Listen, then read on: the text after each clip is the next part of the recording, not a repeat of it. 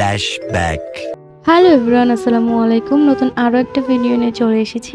নতুন এই ভিডিওতে সবাইকে ওয়েলকাম। আই হোপ সবাই অনেক ভালো আছেন। আমি আল্লাহর রহমতে অনেক ভালো আছি। রোজা ঈদের পর কুরবানি ঈদ তো চলে এসেছে, আর ঈদে তো কিছু কেনাকাটা করতেই হবে। এই কেনাকাটা করার জন্য চলে যাচ্ছিলাম ময়মনসিংহ। তবে ময়মনসিংহ যাওয়ার জন্য আগে থেকে কোনো প্ল্যান ছিল না। আমার হাজব্যান্ড ওর অন্য একটা কাজের জন্য ময়মনসিংহ যাচ্ছিল, তাই ওর সাথে আমিও রওনা দিয়ে দিয়েছি।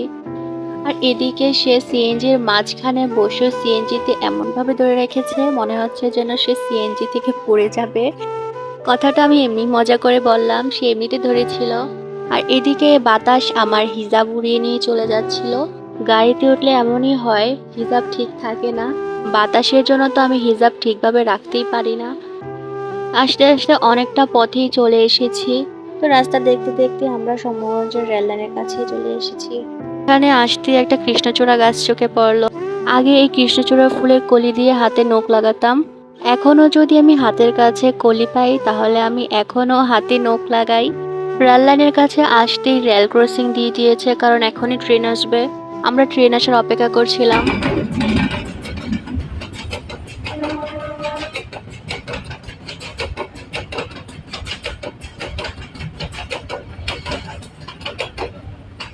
ট্রেনটা বেশি বড় ছিল না, সেজন্য ট্রেনটা তাড়াতাড়ি চলে গেছে।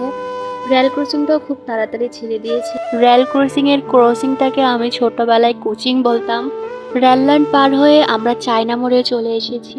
চায়না মোড়ের এই ব্রিজটাকে নাকি মটকে ভাঙ্গা ব্রিজ বলে। তারপর আমরা চলে এসেছি ময়মনসিংহ ব্রিজে।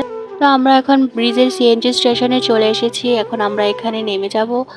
আগে ব্রিজের সাথেই নামিয়ে দিত, এখন চৌরাস্তা মোড়ে এনে নামিয়েছে। এখানে সিএনজি ভাড়া দিয়ে আমরা চলে গিয়েছিলাম অটো স্টেশনে। একটা অটোরিকশা নিয়ে চলে যাচ্ছিলাম গাঙ্গিনার পাড়। ওর কাজটা মূলত ছিল গাঙ্গিনার পাড়েই, তাই প্রথমেই চলে যাচ্ছিলাম সেখানে। রোডের ওই পারে অনেক লম্বা একটা জ্যাম ছিল। এই জ্যামটা আমি সব সময় দেখি। তো আমরা এখন চলে এসেছি সেই জায়গায়, যে জায়গায় ওর কাজ ছিল। এখানে এসেছে জার্সির অর্ডার দেওয়ার জন্য। তাদের ফ্রেস ক্লাবের জন্মদিন উপলক্ষে একটা অনুষ্ঠান করবে, তো সেখানের জন্যই তারা জার্সি অর্ডার দিতে এসেছে। তো সেখান থেকে বেরিয়ে ভেলপুরি খেয়ে চলে গিয়েছিলাম ক্রোকারিজের দোকানে।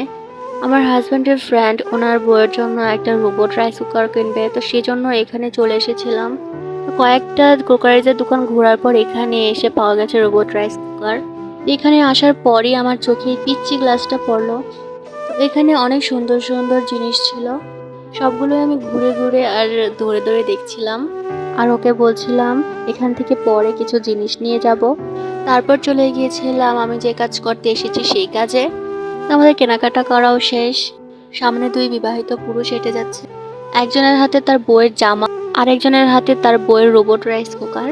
তো এইসব নিয়ে এখন আমরা উঠে পড়েছি একটা অটোতে। বাসার উদ্দেশ্যে আমরা রওনা দিয়ে দিয়েছি। তো যাওয়ার সময় দেখলাম আমাদের অপোজিট সাইডের রোডটাই জ্যামে ভরা। আমাদের লাকটা কত ভালো, তাই না? তো এই তো আমরা সিএনজিতে উঠে বসে পড়েছি। তো এই তো ছিল আমার আজকের ভিডিও। তো সবাই ভালো থাকবেন, সুস্থ থাকবেন। আল্লাহ হাফেজ।